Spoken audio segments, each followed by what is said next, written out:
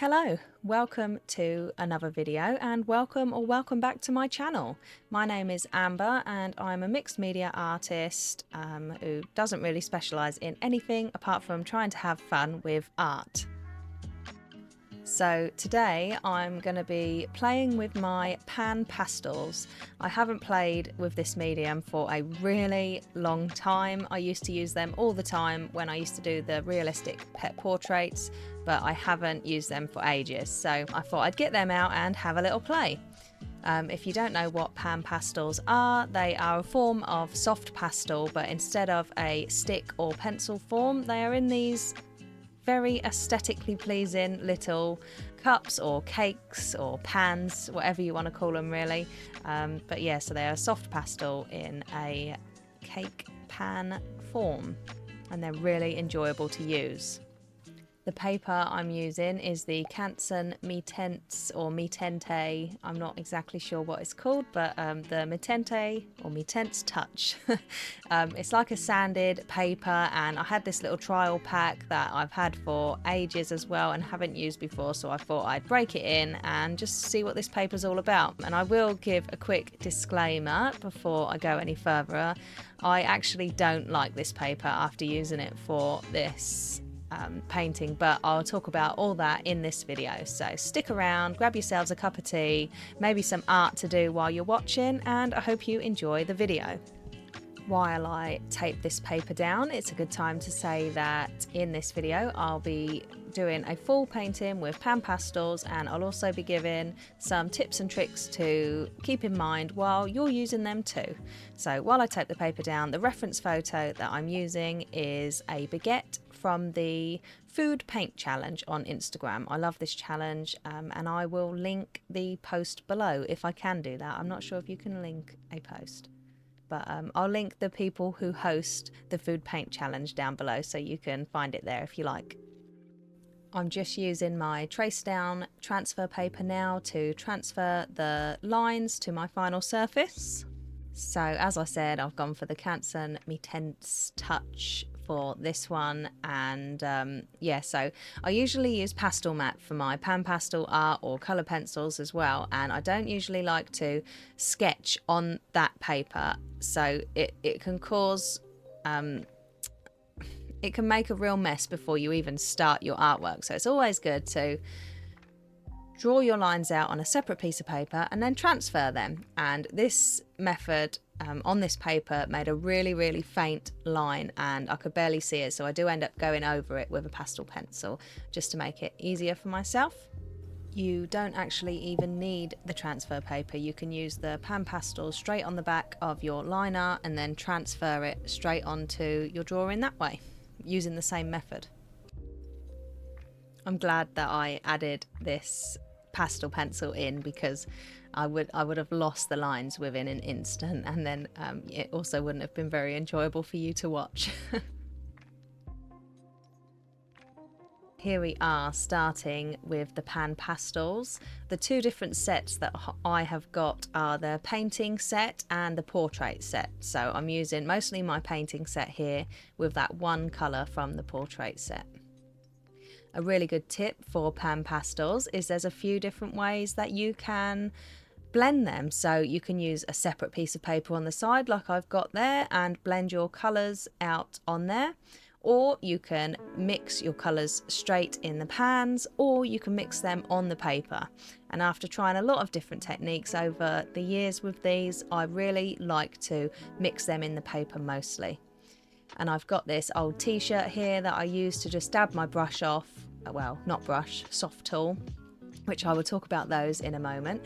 But yeah, I like to have an old t-shirt or something nearby so I can always dab the colours off, and then you can just keep using the same soft tool over and over again in different colours, and you won't contaminate them too much. So let's talk about the soft tools. They are designed specially for Pan Pastels, and it's a good thing because without them I think we'd really struggle to apply these to our paper. You can get them in all different sizes and shapes, and what they are is these little sponge applicators that then you put onto the end of these palette knives, and that is then how you apply your Pan Pastel, as you can see. I also have a couple of different applicators that I've used for the Pan Pastels before. Some of them are those little black sticks. Oh, this one that I'm using right now. They're by a brand called Jane Davenport, and I don't actually think they sell these things anymore. But I noticed that it did work really, really well.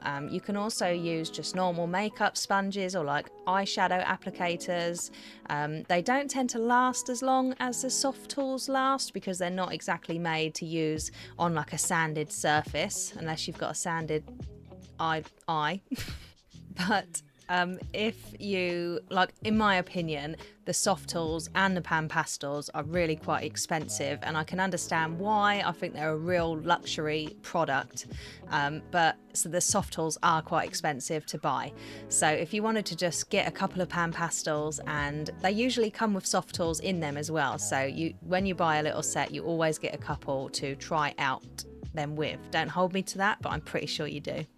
But if you just wanted to try some Pan Pastels out a little bit cheaply, then you could get a couple of colours and some makeup applicators and you'd be on your way. But as I said, they don't work as well as the soft tools. You can get them in all different sizes. As I said, I'm using this one now, which has got like a square, like flat brush look to it almost, and then you can get some rounded ones, and you can get some wedges and just much bigger sponges. So if you wanted to work really large, you can do easily with the bigger sponges. I have reused my sponges for a long time. I used to use them for the base layers of my pet portraits. So I'd always use Pan Pastels and then go on top with coloured pencils. And that was always on pastel mat. Always. Oh, actually, that is a lie. I have used them also on watercolour paper, a smooth and a cold pressed watercolour paper, and I really liked the Pan Pastels on there too. So and I also didn't really struggle with layering my coloured pencils on top, which was quite nice, because a lot of things that I've read in preparation for this video sort of say that you should really use the pans with a pastel paper or a sanded surface, and I just don't think that's the case. If you want to try different things out, then you should try different things out. I really don't like watching videos on YouTube where people seem very full of rules for things, and I just don't think there should be rules for art. To some extent, yes, but I get really angry when I watch some YouTube videos and they sort of be like, you have to do things this way or it doesn't work. Well, I'm here to tell you, try what you want, because you don't know. It might just work and you might just like the outcome. What works for some people doesn't work for others, and that's okay. So I'm just using this brush to brush off a lot of the dust that has accumulated on this paper. As I said, it seems the pastel sort of sits on top of it rather than sinking in and blending all together nicely like it does on the pastel mat. So I just wanted to get rid of like all the excess and start fresh, if you like. Now, I said in the beginning that I didn't like this paper, and I don't really like it. I think I'm really spoiled from the pastel mat, and after using that and then going to a sanded surface like this, even though it's a real like a fine grit sanded surface, it just didn't feel the same, and I felt like the pastel just didn't apply the same. And I tried to go on top with pastel pencils and I didn't like how that looked, and the coloured pencils could just rub off super easily. And with my pastel mat, once it's been fixed, like you're not really moving the pigment around too much on there. So my biggest reason for not liking this paper is I tried my special fixative with this. It's called Spectra Fix, and I'll show you that a little bit later on. But on pastel mat, it doesn't matter how many layers I add of this fixative, it doesn't really cause much splatter, or at least it doesn't cause any splatter that I can't just sort of rub into the paper with my finger or something. So you end up still with a nice smooth finish, and it doesn't change the look or the colours. But when I added it to this, it was just, it held all the little splatter bubbles and it just looked absolutely awful. So I feel like I can't even fix this. I tried the coloured pencil the brush and pencil coloured pencil texture fixative, which I know is not for this, but I thought I would try it anyways, and that is supposed to add like lots of lovely tooth to the paper, and that just totally ruined it, so you'll see that soon.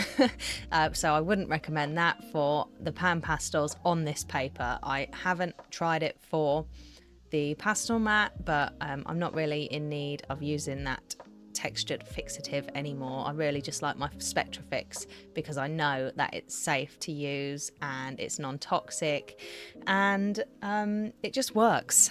So why would you try other things when you've got something that works so well? Which also goes against everything else, I believe, because I love to try new things. Oh, I just can't win with myself. Anyways, let's get back to another little tip. Let's talk about layering. So this all depends on what type of paper you're using, etc, etc. But I was doing a little bit of research earlier into Pan Pastels and like some things I could talk about on this video. And I come across a tip that said to use your lighter colours first and then begin to build up to darker colours, because it's harder to lighten the Pan Pastels once applied. And this doesn't apply to me, this tip, because the paper that I like to use, the pastel mat or sanded surface of any kind, you can sort of go back and forth and layer your lights over your darks and then go back with your darks again, and that's kind of how I like to do things. And then I'll end up just getting angry with it and brushing it all away like I did a few times with this piece. But if you're using a watercolor paper or a smooth surface, then obviously that would be a little bit harder, and I probably would recommend to like not layer too much, just use more bigger blocks of color in the places where they need to go, if you know what I mean. And that is where a workable fixative comes in. So if you keep spraying your layers with workable fixative, then it adds more tooth to the paper, and then you can go back on top with more layers, and it pretty much makes it so you can just keep going and going and going until you've finished. And so it's highly recommended to have a workable fixative at hand if you want to use Pan Pastels, but obviously it's also not necessary.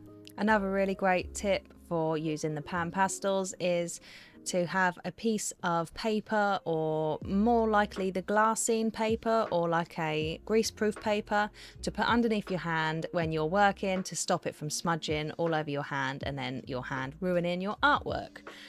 Just like normal pastel art, it is so smudgy and can easily get ruined. So especially if you're not using a fixative. I know I keep going on about it, but I don't think I would enjoy this medium if I didn't have a fixative, to be honest, because I don't like artwork that can just fall off the paper, especially on this paper. That's why it's just my Pan Pastels and a pastel mat are the perfect combo. Anyway, I'm going to stop going on about this now, because in my next video I will be showing you the Pan Pastels on pastel mat, and I'll just be showing you a picture that I did in them and talking about it all a little bit more. So you've got another video coming yet, and that will be next week. So I hope you will subscribe and look forward to it. Unless you are already sick of my backwards way of explaining things, then I wouldn't blame you for just clicking off right now. But please don't, it really does not help my channel. Anyways, what else do I want to talk about? Oh yes, I want to talk about this set of Pan Pastels.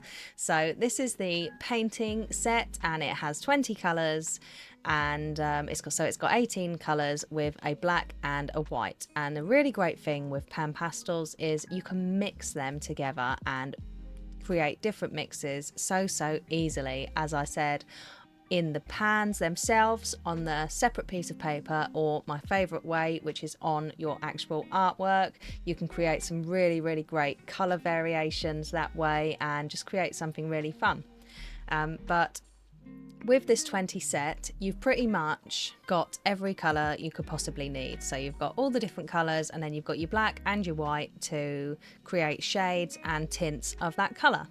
The only thing that I don't really like about Pan Pastels very much is I wish there was a few more darker colours. Even the black, like once you apply it on the paper, unless you've got a really sort of toned surface, I feel like I can never get the colours as dark as I would like. So, and in my artwork, usually I never use black. I always use different colours to make black, and you can still do that with the Pan Pastels, but I think it's just because I like much more opaque sort of block colours usually, and that's probably why I don't use these as much anymore as I used to. But they are still super fun to play with, so I did really enjoy doing this and my next drawing as well. But I just feel like I can't get the values as dark as I would like. So that's why with this one, I tried to focus a bit more on the contrast between the bread and the background and the paper bag as well. So I wanted them all to be their own colours that really stood out against each other, and I feel like that really helped out in the end. If you really love soft, painterly looking artworks, then Pan Pastels will 100% be for you. You can just create such beautiful, soft variations of colour and soft blends, and yeah, you can just create some really lovely looks. But I think for me now, I prefer like quite bold, vibrant colours. And yeah, I don't know, I'm going to definitely play with these more because I feel like I can push them a lot further, and I've heard that you can even use them for mixed media really well, and you can use them with all different mediums. So I've been doing a lot of sketchbooking stuff recently, and I wonder if I could use them in my sketchbook with a few other mediums. I've even been playing with oil pastels recently, so I'd be interested to see how the soft painterly background would look with like the really thick oil pastels on top. I'll definitely have to give that one a go too. If you have like sensory issues with pastels or like pastel sticks, pastel pencils, which I definitely do, I really don't like the scratchiness of, oh, here we go. Look what happened here.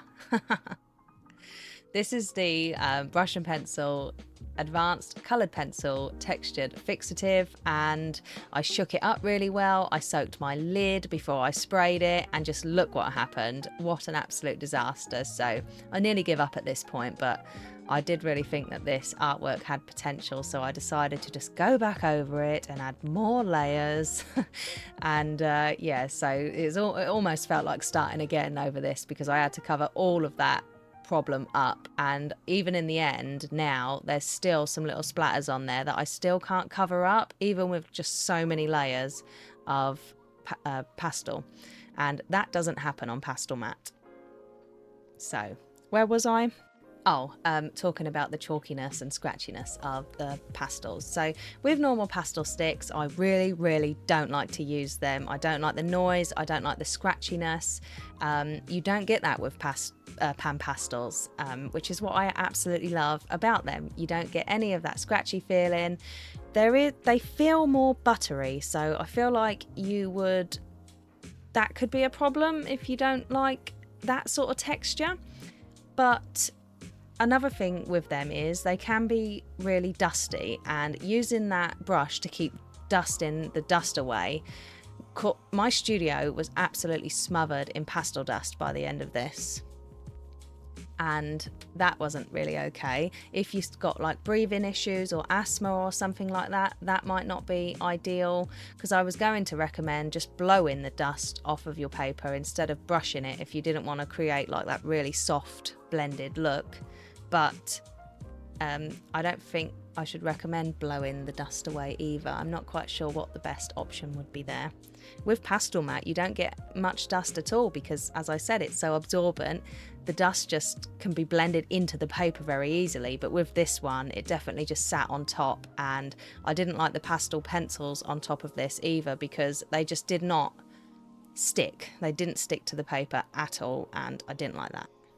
So overall, my first impressions of this paper are not really great, but as I've said, I am spoiled by the Pastel Matte, and I really like to work in a lot of layers, and this paper definitely had a limit for its layers, so it just wasn't really ideal for me. And I've just thought of another tip. So Pan pastels can get very muddy very quickly. So although I've mentioned this set of 20 colours, I would probably recommend just getting a set of a few colours, perhaps your primaries and a black and a white, just to get used to how they work and how they layer and how they mix, because as I said, it's so easy to get muddy colours and just end up with a really big mess, and depending on your paper you might not be able to add many layers to fix the mud. So if you're struggling with muddy colours, or you are just starting out with pan pastels, or you fancy getting yourself a set, I would probably recommend just getting a really small set and just having a play and having a go. And I do have a lot of art supplies. I am very lucky and I've collected so many over the years, but just recently I've been much preferring working with a much more limited palette. I find it much more enjoyable and just more fun, to be honest. I get really overwhelmed with too many colours, and I struggle to get my pieces to look like really, is it comprehensive? It's not comprehensive. Cohesive, that's the word I'm looking for this time. I'm sure in every single video I do, there is a word that I get wrong, at least one word, but that's just me. Another thing with the soft tools is you can use all the different sponges. You can see on the right there I have all different ones to create all different effects. So you can use that one with the little triangle sponge on the end to like do really detailed small areas, and then if you want to get even more details you can do what I'm doing right now, which is going on top with the coloured pencils. I think that a more waxier pencil works a lot better than a not so waxy one. So like I struggle a little bit with the polychromos pencils on top of pan pastels because they're really like a hard lead and they're not so soft and waxy, whereas the luminance pencils or the Prismacolor pencils are ideal for going on top of the pan pastels, or they're going on top of anything really, because they're just so waxy and lovely to use. And for this one I was trying out the Derwent Chroma Flow and they worked well. They definitely stuck better than the pastel pencils did, and I absolutely love these pencils. If you've watched any of my other videos you'd know that I just don't stop raving about them, and I use them all the time just recently as well, and I only have a small set, and yeah, I just think the variation of colours in this set is just absolutely perfect. So I love these pencils, but they are still not as waxy as other pencils like the Prismacolor and the Caran d'Ache Luminance. If you've used pan pastels and colour pencils and you've got anything to say, or you've got any extra tips or anything that I haven't mentioned in this video, then do comment them below, because I'm always learning as well. I'm not an expert at this. I have used these pans for a long time and I do know something about them, but I don't know everything, and I'm just sort of, I don't plan these voiceovers really. I do a little bit of research and then I just jump on it and I just chat to you like I'm chatting to my mates. And you might have noticed that my voice has got a little bit quieter and softer by the end of this video. It's because my husband just got home from work and I really wanted to get this done and out for you guys by the end of this week, and I get all embarrassed when I talk and like do these voiceovers around him, so I've made him leave the room and put his headphones on so I can quickly finish this video, but I'm still trying to be quiet. It's just embarrassing, isn't it? It shouldn't be, but it is. But I do really hope that you have enjoyed this video, and it's something a little bit different from me. So I've been mostly doing like alcohol marker videos on this channel so far, but this is just the start of everything I'll be doing on this channel. I'm so interested in all the different mediums and art supplies and seeing how they all work together and just experimenting and having fun with them. So I'm looking forward to the next video where I will show you my beloved pastel mat with these with the pans and these pencils as well. I think I use the luminance pencils on top with that, and that is just the greatest combo of all time. So I look forward to bringing you that video next week. But as always, the most important thing is, if you've got the pans or you want to get them, the most important thing is to just experiment and have fun, and know that everything takes practice. I might be using them this way and you might want to use them in a totally different way. I've even used a paintbrush to apply the pans before, and that creates some really interesting textures. It also causes a great big mess, but I used it on a really hot pressed watercolor paper, I think, and it actually worked quite well to like blend the colors together, and I used it to create some skin tones. So yeah, like as I'm saying, you just do you, experiment with your art, and remember to always enjoy it. That's just the most important thing.